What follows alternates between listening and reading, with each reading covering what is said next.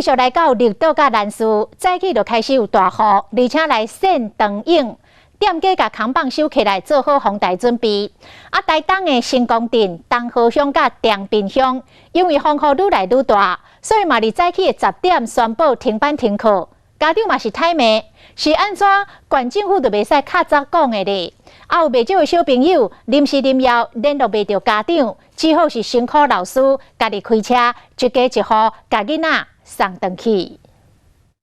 风台步步逼近，台东绿岛已经出现明显的风唔啦街路，乌多摆扫甲人多了，海边嘛出现长影。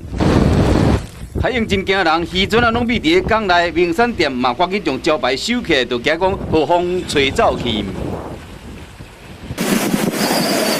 离风台搁较近的南屿，风搁较大，开元港这边人强要徛袂在，台东市区风嘛愈来愈透。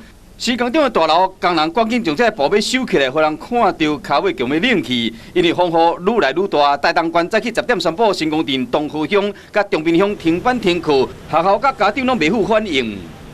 真的太慢了，风雨现在又刚好很大，没办法，老小姐就太慢了啊。你觉得太慢了哈？太慢了啦，也不讲话，你看在 FB 骂得要死。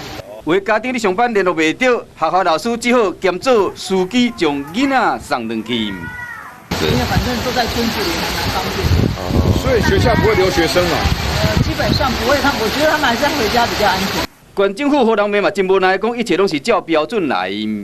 有关的反应，我们都会纳入我们的考量，但是我们再怎么说都要依据中央的标准。除了风灾，嘛要避免民怨，风台甲要安怎办？变成每一个县市首长风雨中的难题。